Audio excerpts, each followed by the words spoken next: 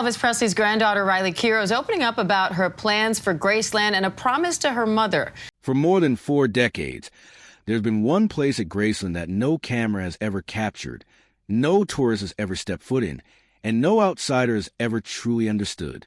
The second floor of Elvis Presley's legendary Memphis mansion has remained sealed since August 16, 1977, the day the king of rock and roll took his last breath. While millions of fans from every corner of the world have walked to the front doors of Graceland, admired the glittering awards on the walls, stared in wonder at the jungle room's shag-carpeted ceiling, and stood in silence at the meditation garden where Elvis rests, not a single one of them has ever climbed that staircase. Not one has seen what lies beyond the landing at the top. For 47 years, the upper floor has existed in a kind of suspended silence, frozen, protected, and deeply private. But now, for the very first time, someone who has actually been inside those locked rooms is speaking.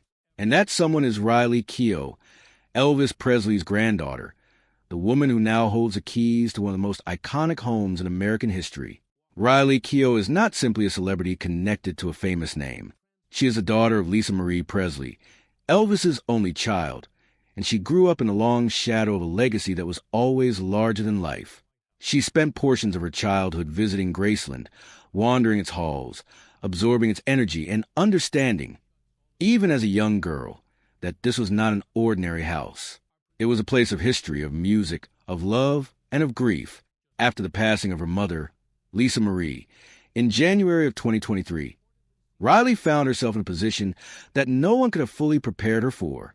She became the sole owner and steward of Graceland, the heir not just to property, but to one of the most powerful cultural legacies in the world. And with that inheritance came a responsibility she has taken on with remarkable thoughtfulness, deciding which parts of the story the world is finally ready to hear. To understand why the second floor of Graceland matters so deeply, it helps to understand how the house itself came to be what it is. Elvis purchased Graceland in 1957 when he was just 22 years old, already famous beyond anything most people could imagine, and desperately in need of somewhere that felt like home. He paid just over $100,000 for a colonial revival house sitting on quiet land outside of Memphis. And from the moment he moved in, he made it entirely his own. He added rooms, redesigned spaces, and filled every corner with his personality. The famous jungle room, with its carved wooden furniture and green shag carpeting covering even the ceiling, became one of the most recognizable interiors in American pop culture. It also doubled as a recording studio in his later years, where he recorded some of his most emotionally raw material. The meditation garden, a stone-lined sanctuary behind the house, became a place of spiritual reflection and would later become the resting place for Elvis and members of his immediate family. Graceland was not just a house. It was a living extension of who Elvis was, in all his complexity and contradiction. Since opening to the public in 1982, Graceland has welcomed more than 20 million visitors, making it the second most visited home in the United States, surpassed only by the White House. Fans from every continent make the pilgrimage to Memphis with one purpose: to get closer to Elvis.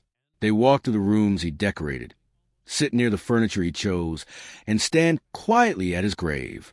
But every single one of them has had to stop at the same place, the bottom of the staircase, because the upper floor, where Elvis truly lived in his private moments, has never been part of the tour.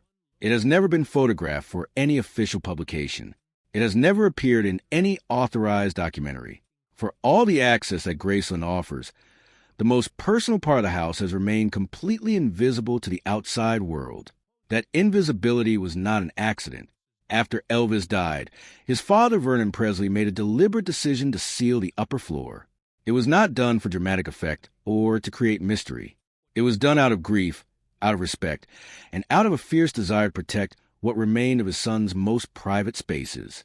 The rooms were not cleaned out. They were not renovated or redecorated. They were simply closed. Everything was left exactly as it was on the last morning of Elvis's life. His bed remains made. His books remain on the shelves. His clothes still hang in his closet. Even the clock above his bed reportedly stopped, or was stopped, at the moment the paramedics arrived. The entire floor exists in a kind of permanent pause, a timestamp of the final chapter of one of the most extraordinary lives ever lived. Riley has described stepping into those rooms as an experience unlike anything else.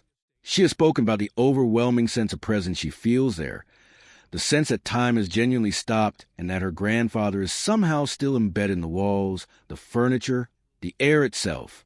She has mentioned that the rooms carry the scent of his cologne, faint but unmistakable even after all these years.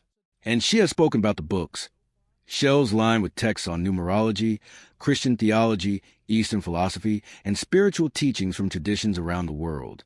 Elvis was a deeply searching man, someone who wrestled constantly with questions about faith, purpose, and the meaning of the life he was living.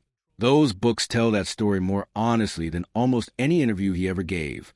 Among the most striking things Riley has revealed is the existence of a room that has never appeared in any official record, any guidebook, or any account of Graceland's layout.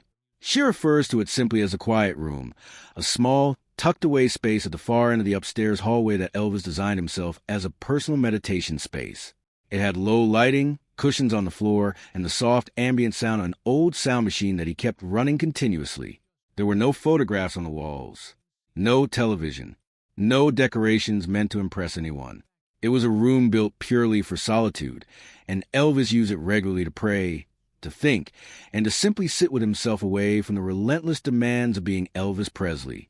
Riley believed this room represents something essential about who her grandfather really was, a man who craved silence in a world that never once felt quiet around him. She has also spoken about his personal study, another space that has remained entirely out of public view. The study was dark and wood-paneled, filled with the books already mentioned, but also with notebooks in Elvis's own handwriting. These notebooks contain his private reflections, thoughts about fame, about loneliness, about God, about music, and about the life he was living and the life he sometimes wished he had. Some entries read almost like prayers, Riley has said. Others were fragmented and intense, unfinished lyrics, sudden bursts of thought, philosophical questions that trailed off without answers.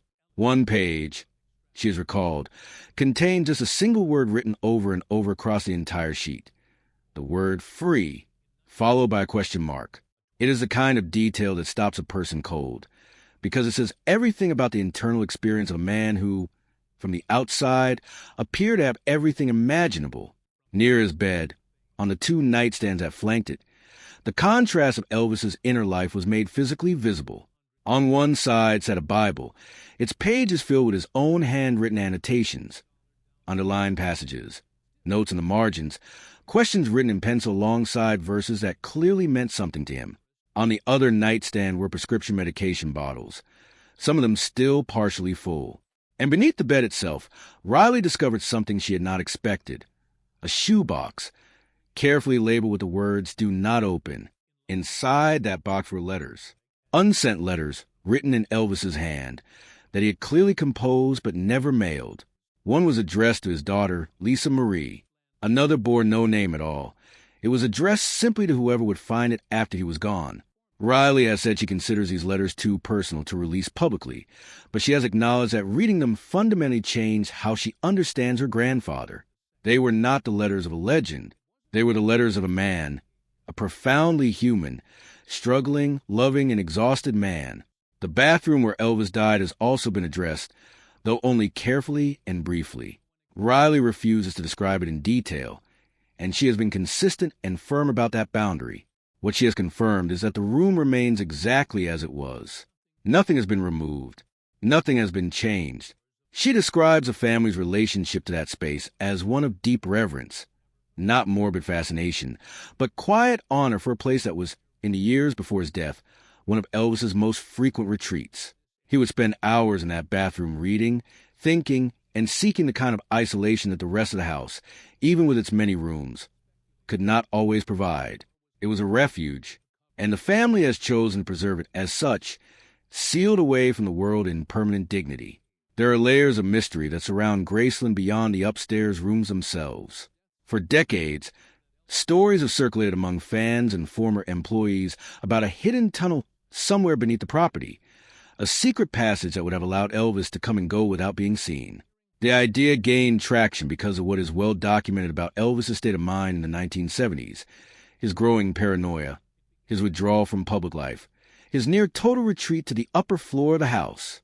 People who believe in the tunnel theory point to the fact that official blueprints of Graceland made available to the public do not include the second floor at all, and suggest that other architectural elements may have been similarly omitted.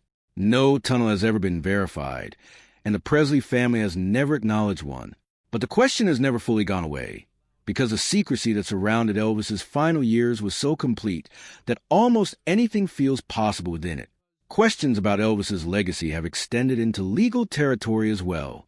Over the years, more than a dozen individuals have come forward claiming to be Elvis's biological children, secret heirs who were never publicly acknowledged during his lifetime.